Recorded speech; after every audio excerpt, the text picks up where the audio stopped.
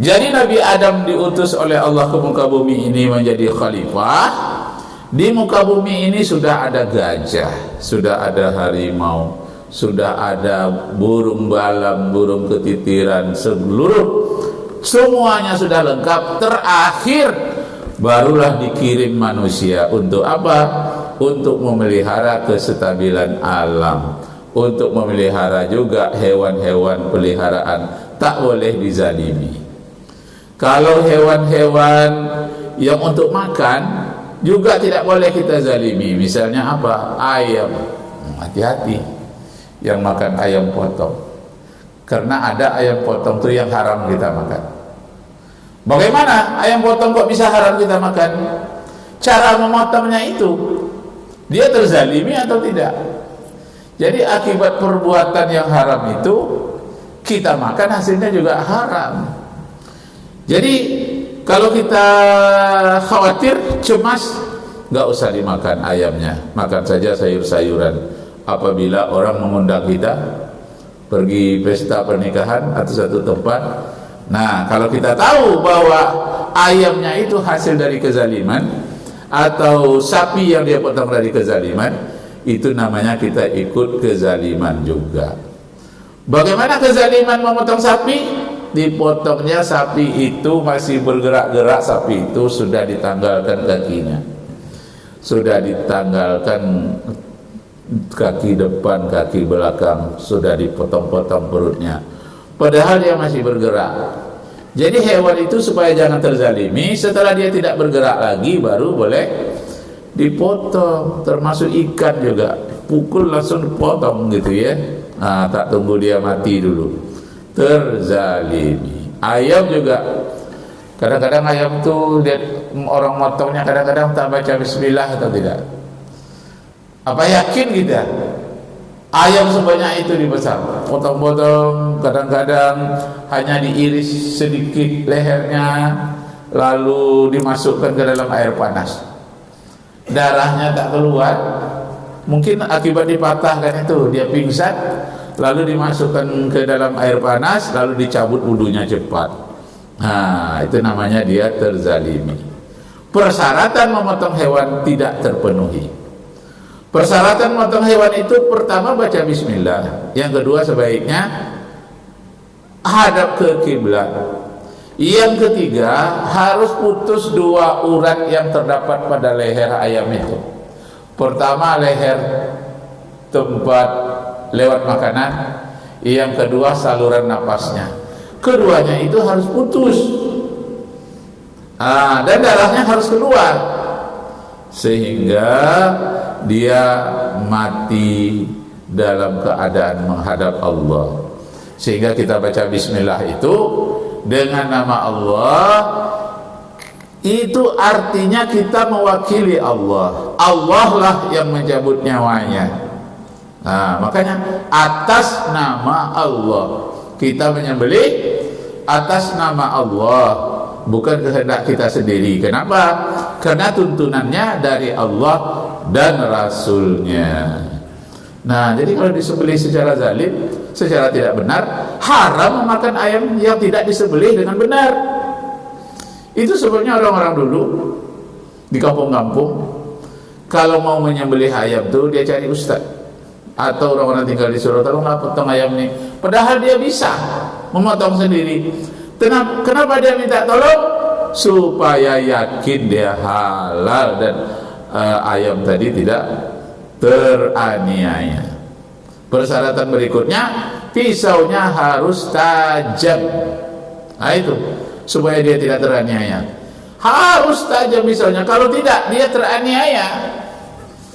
Dengan tajamnya pisau itu, dia sebentar merasakan penderitaan. Iya. Karena saking tajamnya pisau terpisah pada yang badan. Saya pernah tinggal di Pasar Bawah, Masjid Muflihin namanya. Datanglah tetangga, Ustaz, tolong potong ayam, dipotong oleh kawan Absir namanya.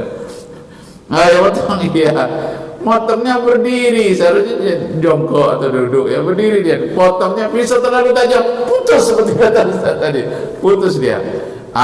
Itu kalau disengaja itu berdosa kita.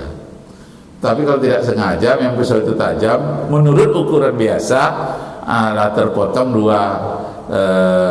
dua saluran tadi, saluran makanan dan saluran pernapasan. Rupanya terlalu tajam, putus. Kalau disengaja itu makruh. Kalau tidak sengaja, memang pisaunya lebih tajam daripada yang lain, ya dimaafkan gitu ya, tetap halal ya. Nah, yang bahaya tadi yang pisau tumpul itu, udah lama dikesek-kesek, enggak betul-betul dia. Geli-geli katanya. Terus diunsur, bisa juga, tapi unsur paksaan lagi, maka ditajamkan. Jadi kita tanya kepada orang yang motong ayam yang hanya digoreng sedikit, karena saya tinggal di pasar pusat dulu. Jadi setiap hari itu tontonan saya. Dari sholat saya tuh setiap subuh Masjid Taqwa, Masjid Irsad, Masjid Taqwa, Masjid Irsad. Saya tinggal di situ. Saya tukang jahit dulu. Waktu mahasiswa saya tukang jahit. Jadi disitulah antara pasar itu saya pergi ke Masjid Irsad, pergi Masjid Taqwa. Itu pemandangan setiap hari saya lihat. Kok baru saja terletak mata pisau sudah dipatahkannya sedikit, dimasukkan ke air yang panas itu. Jadi matinya bukan karena sebelih, tapi karena panasnya air yang sudah disediakan. Nah, jadi ditanyakan kepada dia, kenapa seperti itu menyembelihnya, entah baca bismillah atau tidak? Jawabnya, Ustadz, kalau nanti darahnya banyak keluar, timbangannya berkurang. Paling enggak setengah on. Jadi supaya timbangannya banyak, darahnya jangan sampai tertumpah. Nah, Masya Allah, padahal ada hikmahnya. Ada hikmahnya darahnya keluar. Kenapa? Darah itu haram dimakan oleh manusia. Darah ayam, darah sapi itu sebab dicuci harus bersih. Tidak ada lagi darah di situ, baru dimasak. Haram itu. Berdasarkan Al-Quran, hurrimat alaikumul maitatu waddamu, diharamkan kepadamu segala bangkai, segala macam darah, termasuk darah sapi, darah ayam. Jangan dikumpulkan pula, dijemur seperti terjadi di Jawa menurut tradisinya. Enggak pula seluruh Jawa, tertentu. Itu katanya nanti digoreng. Setelah dipanaskan dia mengering, digoreng. Itu lebih enak katanya daripada dagingnya. Enggak boleh itu. Ya, darahnya dikumpulkan itu. Kan banyak itu orang menyembelih itu berapa ember itu darahnya. Dikumpul itu enggak boleh. Haram. Haram hukumnya makan darah. Kenapa? Menurut penelitian disitulah virus penyakit hewan itu yang terbanyak. Jadi kalau kita menyembelih ayam, itu darahnya banyak keluar, itu virus-virus penyakitnya itu keluar. Nah, jadi yang kita makan dagingnya bersih dari virus-virus itu. Darah itu pembawa virus. Makanya kalau kita sakit oleh dokter, diambil sampel darah kita ini. Virus apa yang ada di dalam darah? Darah ini ibarat sungai mengalir ke seluruh tubuh. Nah, dia akan menyerap seluruh makanan kita yang ada di dalam makanan kita itu dua salurannya, melalui darah dan melalui buang air besar dan buang air kecil. Karena itu dokter kalau meriksa orang sakit diperiksa darahnya, buang air kecilnya ya diperiksa, buang air besarnya juga diperiksa. Di situ banyak virus-virusnya. Nah, jadi alasannya tidak menyembelih itu dibuang seluruh darahnya, alasannya beratnya akan berkurang. Jadi keuntungan duniawi yang dia kejar, dia tinggalkan kehalalan menurut ajaran agama.